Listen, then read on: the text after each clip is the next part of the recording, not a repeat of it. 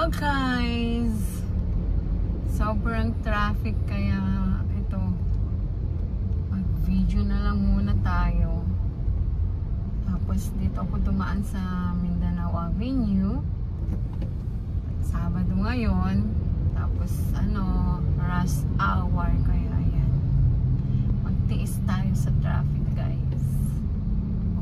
Ganyan kapag dito kayo dumaan sa Mindanao Avenue, ang mga makakasabayan nyo ay ganyan, malalaking truck. Diba? Walang ulan dito kanina pag alis ko sa Marikina na ulan. So 1 hour na akong nagda-drive. 3 o'clock ako kanina. Ay, 1 hour and 30 minutes na pala. Ayan, sisingit pa. Ayan guys, nasingitan tayo ng walang sasakyan. Traffic ito hanggang, kasi may ginagawa dyan na road.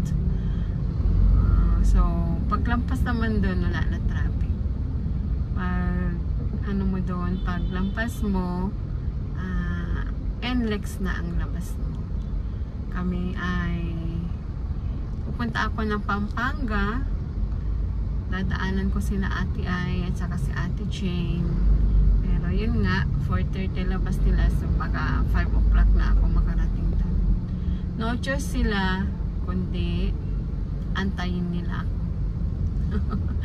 O siya, please don't forget to subscribe naman sa aking YouTube channel. Ito ay walang bayad po. So, thanks for your support. At pakipanood na din